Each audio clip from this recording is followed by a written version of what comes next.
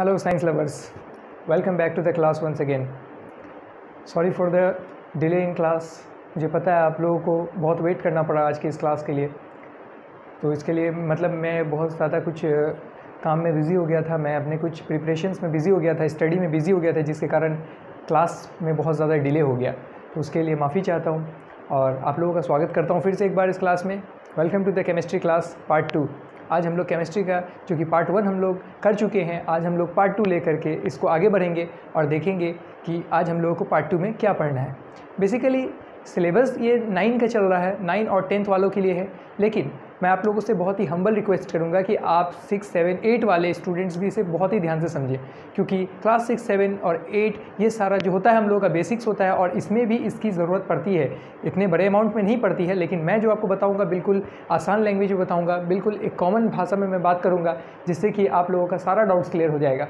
तो आइए हम लोग अपनी क्लास की तरफ बढ़ते हैं और इन फ्यूचर आप लोगों को ये 100% मस्ट है कि काम आएगा ही आएगा। और अगर आप लोग इसे अभी से सीखेंगे, मैं 6, 7, 8 की बात कर रहा हूँ, तो आप लोगों को बिल्कुल मज़ा भी आएगा और आप लोगों का आने वाला फ्यूचर में ये बहुत ज़्यादा लाभदायक साबित होगा। तो चलिए क्लास को स्टार्ट करते हैं। आज जो हम लोगों को पढ़ना है, हम लोगों को पढ़ना है मैटर्स के बारे में, और मैटर्स के जो भी ब्रांचेज़ है उसको कैसे डिवाइड किया गया है, हम लोगों को मैटर्स को देखना है। पिछली जो केमिस्ट्री की क्लास हुई थी उसमें हम लोगों ने देखा था एलिमेंट्स के बारे में। तो एलिमेंट्स हम लोगों का क्लियर हो चुका है, हमने बताया ही था कि एलिमेंट्स क्या होता है, नहीं होता है एलिमेंट्स, वो सारा चीज़। वो एलिमेंट्स भी मैटर का ही एक पार्ट है।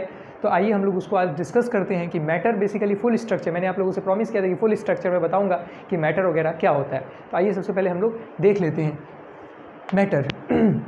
इस दुनिया में आप लोगों को जो भी चीज़ दिखाई देता है, चाहे वो लिविंग हो, नॉन लिविंग हो, फिज़िकल हो, ठीक है, जिसको हम लोग सॉलिड कहते हैं, लिक्विड कहते हैं, गैस कहते हैं, ये जितने सारे जो भी हम लोगों को इसका फॉर्म दिखाई देता है, हर एक चीज़ दुनिया में, हर एक पार्टिकल, हर एक चीज़ जो है मैटर के पार्टिकल से बनी हुई है दुनिया में। जैसे कि फॉर एग्जांपल ये जो मार्कर आपको दिख रहा है ये भी मैटर से बना हुआ है, ये जो वाइट बोर्ड आपको पीछे दिख रहा है ये भी मैटर से बना हुआ है, और मोबाइल फ़ोन और कैमराज वगैरह जो भी हम लोग अपने घरों में यूज़ करते हैं, इवन हम लोग का घर भी मैटर से बना हुआ है। और अगर आप पूछेंगे कि यस सर हम लोग भी, जी हाँ, living and non living things, all including living things, including human beings, we all are made of atoms and molecules. Atoms और मॉलिक्यूल्स क्या होते हैं? ये मैटर्स को बनाते हैं।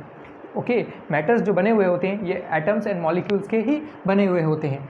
मैटर्स जो होते हैं, इसका जो डेफिनेशन होगा, अगर आपको साइंस में कोई बोले what do you mean by matter, तो आप क्या बोलेंगे उनसे? आपको बिल्कुल सिंपल में कहना है anything which occupy space and have mass is called matter. अब मतलब क्या हुआ इसका? बहुत सारे स्टूडेंट को समझ में आ गया होगा जो ब्रिलियंट है, और बहुत सारे स्टूडेंट जो एवरेज है उनको समझ में नहीं आया होगा कि सर आपने क्या कह दिया। जी हाँ, मैंने क्या कहा? Anything which occupy space and have mass is called matter. कोई भी एक वस्तु, कोई भी एक चीज़, कोई भी एक सामान जो कि किसी जगह को घेरता हो और उसमें कुछ मास हो, कुछ वेट हो, वो क्या है? वो मैटर है। फॉर एग्जांपल मैंने बताया ही, ये भी मैटर है, मैं भी मैटर हूँ, ये भी मैटर है, हर एक चीज़, everything is matter, made of matter, atoms and molecules. Okay, तो मैटर जो है आप लोगों को समझ में आ गया, कोई भी चीज़ जगह घेर रहा है तो वो मैटर है। अब आप लोग देख लीजिए दुनिया में क्या कोई ऐसा चीज़ है जो जगह नहीं घेरता हो? नो, हर एक चीज़ कोई ना कोई स्पेस को कवर कर रहा है, स्पेस को पैक्ट कर रहा है, फिल कर रहा है। तो अब हम लोग देखेंगे कि मैटर्स को फिर डिवाइड कितने पार्ट्स में किया गया है। देखिए, मैटर्स को डिवाइड किया गया है 2 पार्ट्स में, ठीक है। एक होता है प्योर सब्सटेंस, एक होता है इम्प्योर सब्सटेंस, ठीक है। उसी को हम लोग यहाँ पे क्या कहते हैं? प्योर सब्सटेंस को हम लोग प्योर सब्सटेंस के नाम से जानते हैं और इम्प्योर सब्सटेंस को हम लोग मिक्सचर कहते हैं, ठीक है। पहले हम लोग देख लेते हैं प्योर सब्सटेंस क्या होता है। एलिमेंट्स में आते हैं pure substance and compounds are the pure substance. These 2 are the pure substance. Okay, pure substance को 2 पार्ट्स में डिवाइड किया गया है। एक है एलिमेंट, याद रखेंगे आप लोग, और एलिमेंट्स को हम जैसा कि लास्ट क्लास में क्लियर कर चुके हैं, element is almost clear. Okay, और कंपाउंड्स, बेसिकली आज हम लोग कंपाउंड्स के ऊपर ही स्टडी करेंगे, देखेंगे कि कंपाउंड्स क्या होता है। और मिक्सचर, ये भी किसका पार्ट है? मैटर का पार्ट है। मिक्सचर के बारे में हम लोगों को देखना है कि मिक्सचर होता क्या है। मिक्सचर 2 तरह के होते हैं, 2 प्रकार के होते हैं, 2 टाइप्स ऑफ मिक्सचर। एक होते हैं होमोजेनस मिक्सचर, दूसरे होते हैं हेट्रोजेनस मिक्सचर। जी हाँ, होमोजेनस और हेट्रोजेनस ये क्या होते हैं, इनके लिए एक अलग से डिटेल में एक स्टडी हम लोग करेंगे। पहले हम लोग देख लेते हैं कि कंपाउंड्स। एलिमेंट्स तो क्लियर है, अगर जिन लोगों ने एलिमेंट्स वाला वीडियो नहीं देखा है तो आप लोग जा करके एलिमेंट्स का वीडियो मेरे चैनल पे अवेलेबल है, आप लोग उसको जा करके देख सकते हैं। तो हम लोग पढ़ लेते हैं कंपाउंड्स। सबसे पहले आते हैं हम लोग इसकी डेफिनेशन के ऊपर। किसी भी चीज़ को जानने से पहले, जानने से कबल हम लोग को उसका डेफिनेशन, उसका जो मतलब है, माने है, उसको समझना पड़ता है। कंपाउंड किसे कहते हैं? Compound, a compound is a substance made from 2 और मोर element chemically combined. Okay, compound हम लोग उस चीज़ को कहते हैं, उस सब्सटेंस को कहते हैं जो कि दो, ठीक है, 2 या 2 से ज़्यादा एलिमेंट से केमिकली कंबाइन करके बना हो, नॉट फिजिकली। ये पॉसिबल ही नहीं है कि फिजिकली कंबाइंड, क्योंकि एलिमेंट्स को तोड़ा ही नहीं जा सकता। Element can not be divided into simpler form by a simple method, ठीक है। केमिकल ही उस पर इफेक्ट डालेगा। जब हम लोग एलिमेंट्स को केमिकली कंबाइंड करेंगे तब जा करके हम लोगों को कंपाउंड मिलेगा। विदाउट केमिकली कॉम्बिनेशन के पॉसिबल ही नहीं है कि कंपाउंड बन जाए। जैसे कि हम लोग आने वाले एग्जाम्पल्स में आप लोगों को दिखाएंगे कि कैसे ये मैंने इस बात को क्यों कहा, ठीक है। तो इस टर्म को आपको याद रखना है। आपको जब भी कंपाउंड पढ़ना है आपको ये याद रखना है, केमिकली कंबाइंड।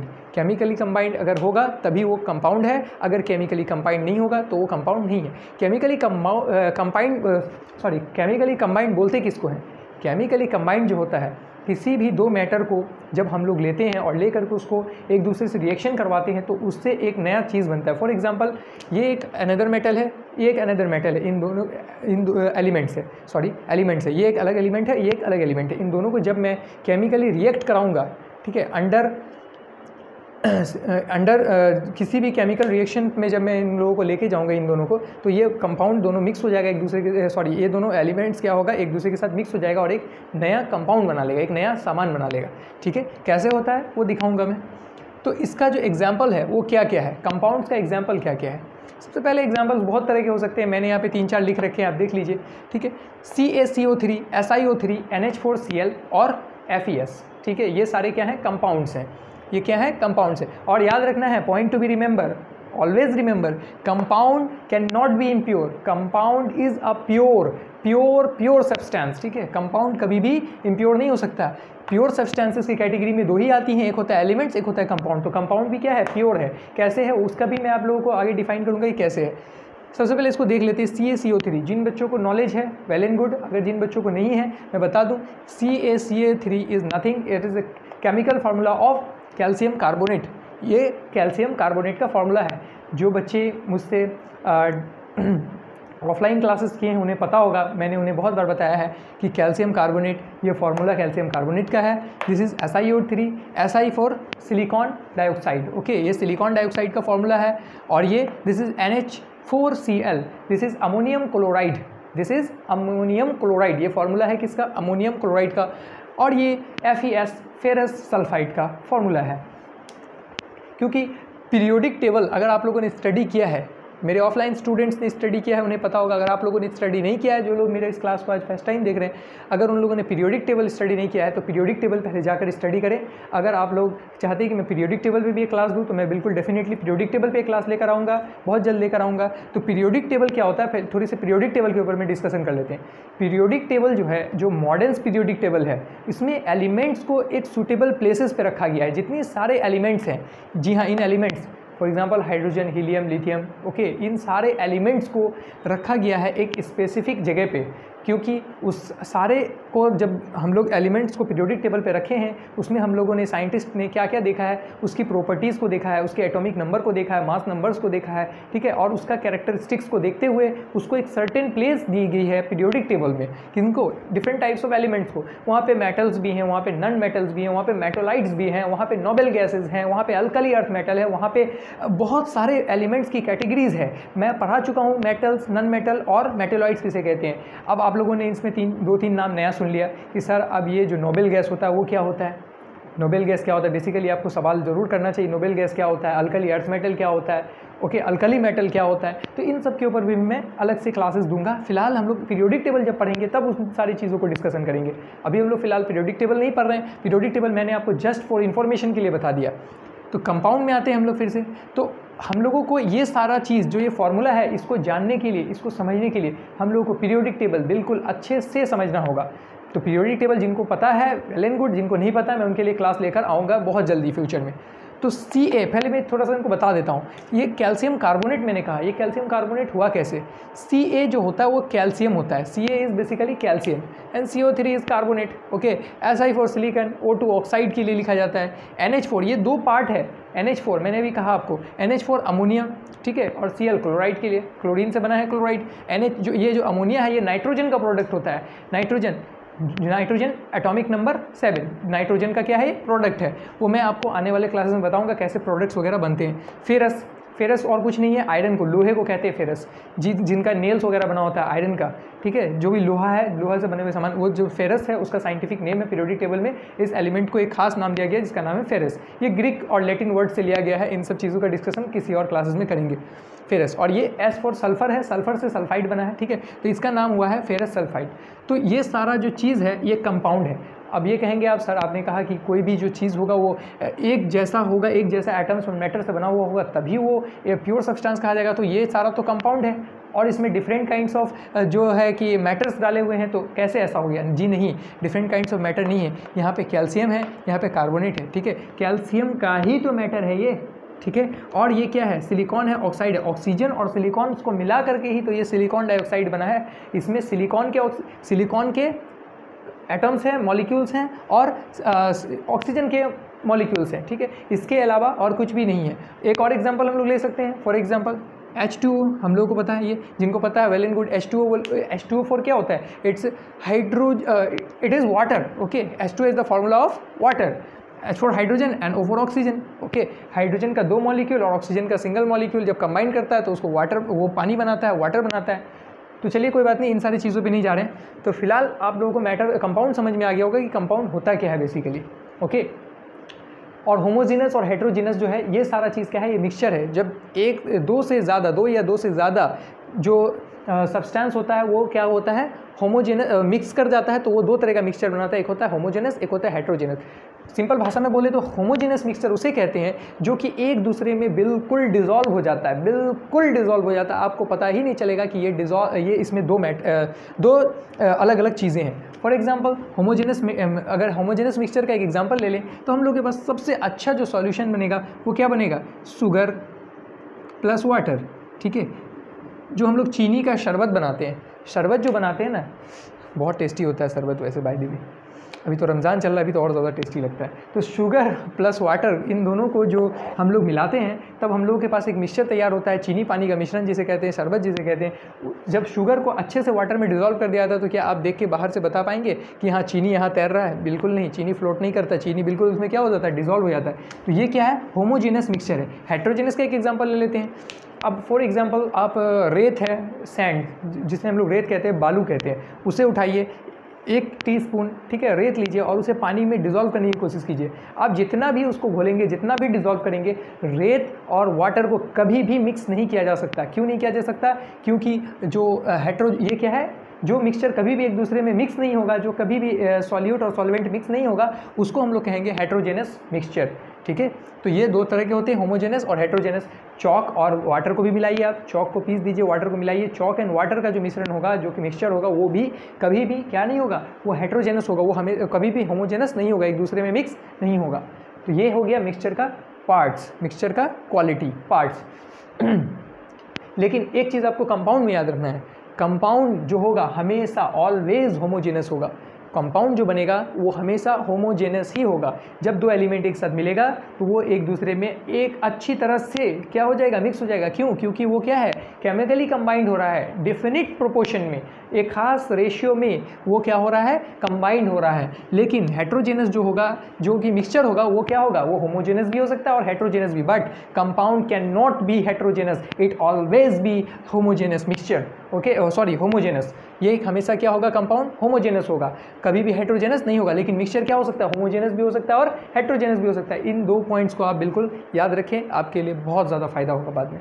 अब आते हैं हम लोग अपने इस पॉइंट पे कि हाँ ये जो चीज़ है ये क्या चीज़ है? कंपाउंड तो ऐसे बन गया, तो ये जो है एक फिक्स्ड प्रोपोर्शन में केमिकली कंबाइंड हो रहा है। कैसे हो रहा है? देखिए, फिक्स्ड प्रोपोर्शन में केमिकली कैसे कंबाइंड होता है, मैं आप लोगों को वो दिखा देता हूँ। थोड़ा सा इक्वेशन करना पड़ेगा, उसको हम लोग देख लेते हैं। देखिए, ये जो सारी चीज़ें लिखी हुई है ना, ये एटॉमिक मासेज है एलिमेंट्स का। मैंने भी पीरियोडिक टेबल की बात की। पीरियोडिक टेबल में हर एक एलिमेंट को एक स्पेसिफिक एटॉमिक मास मिला है और एक एटॉमिक नंबर मिला है। आप लोग पीरियोडिक टेबल में जाएंगे तो आपको एटॉमिक मास और उसका एटॉमिक नंबर, आपको ये दोनों याद रखना पड़ेगा।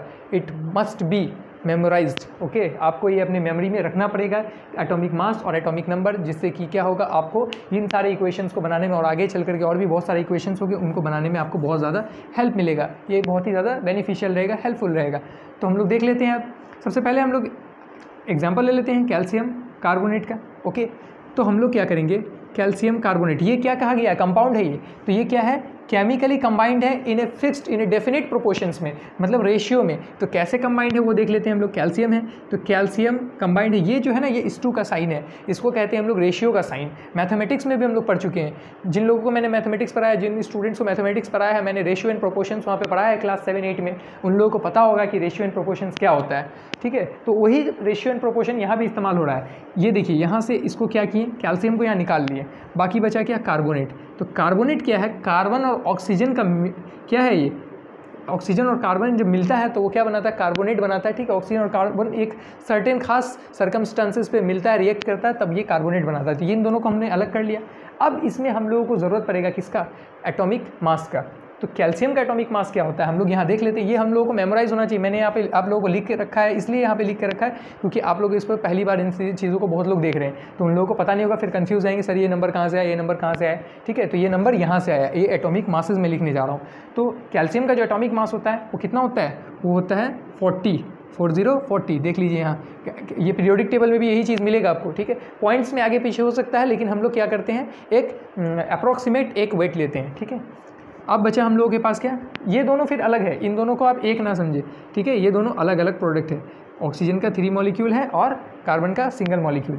कार्बन का कितना मॉलिक्यूल है हम लोग के पास, कार्बन का कितना है, एटॉमिक वेट 12 है, 12:2। अब ऑक्सीजन का 3 है। ओके, ऑक्सीजन का 3 है, ऑक्सीजन का क्या होता है, 16 होता है। तो यहाँ पे 16 लिखेंगे, लेकिन ऑक्सीजन का ये एक मॉलिक्यूल का वैल्यू 16 है, लेकिन यहाँ पे कितना मॉलिक्यूल है, ये इसके बगल में अगर ये 3 रहे या 2 रहे तो वो क्या होगा, इसका इतना मॉलिक्यूल्स को मल्टीप्लाई किया गया वहाँ पे, तो हम लोग मल्टीप्लाई कर देंगे इसको 3 से, तो इक्वल टू हो जाएगा ये 48। Okay, this is 48। तो अब हम लोग इसको सॉल्व कर लेते हैं आगे। तो ये जो आपको समझ में आ गया, मैं इसको डायरेक्टली 48 लिख रहा हूँ ताकि ये बनाने में आपको सुविधा हो। ये आगे आपको 48।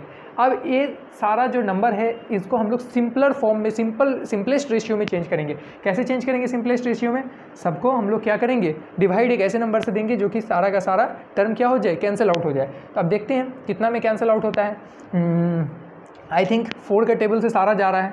ओके, तो 4 का टेबल अगर 10 बार लेते हैं हम लोग तो ये क्या हो जाएगा, कैंसिल आउट हो जाएगा 40। 4 का टेबल हम लोग अगर 3 बार लेते हैं तो ये क्या हो जाएगा, कैंसिल आउट हो जाएगा। बीच बीच में H2 का साइन डालेंगे।